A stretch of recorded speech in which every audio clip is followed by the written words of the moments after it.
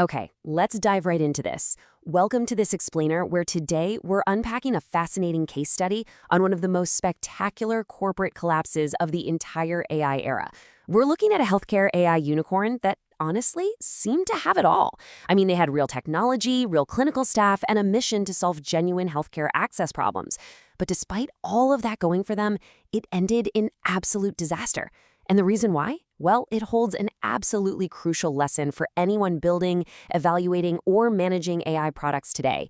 It's essentially a story about the lethal gap between passing a lab test and actually surviving reality. Just take a second and look at this number. $4.2 billion. Back in October 2021, this was Babylon Health's valuation when they listed on the NASDAQ via a SPAC merger. The hype was just electric. The investment community, the press, they were completely bought in. Everyone believed Babylon had done something truly unprecedented in medical AI. They had successfully built this narrative of unstoppable growth, and they were projecting some incredibly aggressive international expansion across multiple markets. But then, you fast forward just 24 months to August 2023, and this is what was left: $559,000. That is literally the price their U.S. business assets were sold for during bankruptcy proceedings, from billions of dollars down to essentially pennies in just 2 years. I mean, this wasn't just a market correction, this was an absolute freefall. So you have to ask yourself, how does an AI company with deployed technology lose virtually all of its value that quickly? To understand that, we really need to go back to the original claim that built the unicorn in the first place. So Chapter 1, the $4 billion claim. You see, Babylon didn't just rely on some vague marketing pitch. They had a highly specific, verifiable claim that convinced the world they had cracked a massive technical hurdle. Back in 2018, they made this exact announcement. The MRCGP is the standard licensing exam every general practitioner in the UK has to pass to practice medicine. And Babylon claimed their AI matched or even exceeded human physician performance on this test. This created a massive foundational false assumption among investors. The logic was basically, hey, if our AI passed the exact same test that human doctors take, the technology must be fully validated, right? People assumed that benchmark performance automatically meant it was ready for real-world deployment. They thought the hard technical science part was over, and all that was left was just scaling it commercially. Now, what's really interesting about this slide is how fast the cracks started to show. Chapter 2, Forensic Evidence and Flaws. Because, this collapse didn't just happen out of nowhere. It's fascinating how quickly that core assumption was challenged by the scientific community. Take a look at the Lancet Digital Health citation right there in the center of your screen from 2018. This was published mere weeks after Babylon's big announcement. The Lancet is one of the world's most rigorous medical journals, and they immediately flagged some severe methodological problems.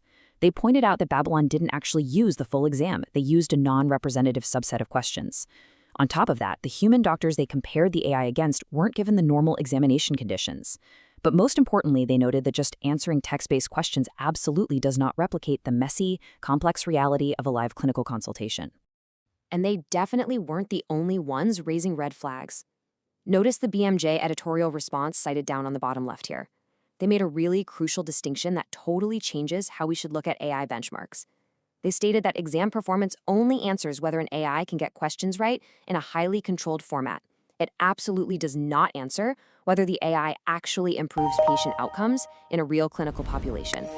The BMJ essentially hit the nail on the head, highlighting the lethal gap between a controlled laboratory test and the long-term clinical outcomes required in the real world. But, as is often the case, the investor narrative had already moved on. But the evidence against the AI's real-world readiness just kept mounting. Take a look at the Care Quality Commission data anchored up in the top right corner. When independent analysis looked at Babylon's actual NHS GP at hand service, they found a massive demographic selection effect. The AI wasn't actually treating your average NHS patients with complex everyday needs. No, it was treating patients who were statistically younger, much healthier, and more urban. So this created a massive performance illusion. The AI looked like it was performing brilliantly, but really, that was only because it was treating a highly specific, tech-savvy, healthy demographic, not the complex, comorbid population that truly tests a clinical system's capability. So what we really have here is an AI that only works in controlled tests and on highly selected patient populations. But remember, Babylon's aggressive SPAC revenue projections required massive, rapid international expansion. And entering new national healthcare markets isn't just flipping a switch. It requires 3 sequential, entirely unskippable steps: local regulatory approval, clinical validation studies on local populations, and national reimbursement agreements. Each of these steps takes months, sometimes years to clear. Babylon's revenue projections completely ignored this regulatory reality. They were pricing in massive global revenue before these mandatory pathways were even close to being completed. Let's move to and see how this builds into Chapter 3, a rapid financial collapse. Because when you build a multi-billion-dollar valuation on a benchmark proxy and totally ignore clinical and regulatory reality, well, the market eventually forces a correction. And the speed of this correction was just breathtaking. Follow along with this timeline with me, and you'll see the sources from the SEC S-4 filings, the Financial Times, Bloomberg, and Reuters mapped out right there along the bottom. In October 2021, they list at $4.2 billion. By 2022, as the Financial Times analyzed, they completely missed those aggressive projections, which led to multiple restructurings. By January 2023, their flagship NHS-GP at Hand service just ceases operations entirely, impacting 35,000 patients. And finally, in August 2023, Bloomberg confirms their Chapter 11 bankruptcy filing, and Reuters reports that U.S. asset sale for just $559,000. It took exactly 24 months for the whole illusion to completely shatter. Which pivots us right into our core takeaway for today. Chapter 4, the project management evolution. And this brilliantly illustrates an absolute paradigm shift. You see, the Babylon collapse wasn't caused by bad code or technical incompetence. As we established, they had real technology. This was actually a specific sequencing error in how the product was evaluated and managed. In the past, project management relied heavily on static QA tests and milestone delivery. It was very, okay, the software passed the test, check the box, let's ship it. But current AI project management, it is a totally different ballgame. You are managing dynamic deployment environments. You have to actively hunt for demographic biases, like Babylon treating only young, healthy patients.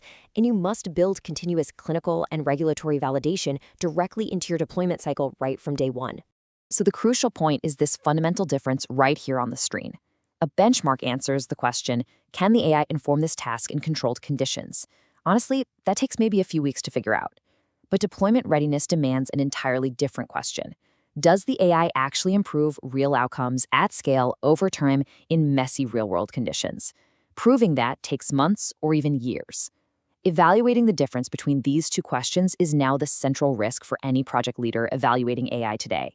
You absolutely cannot commit budget, timeline, or stakeholder confidence to a deployment that has only answered that first question. Which leaves us with this final thought. Every vendor demo you see, every proof of concept, and every flashy benchmark result in a pitch deck is selling you on controlled conditions. But as $4 billion evaporating into thin air clearly proves, benchmarks do not equal business viability. So as you look at your own methodologies and your own validation infrastructure today, is your next AI deployment actually answering the question you really need answered?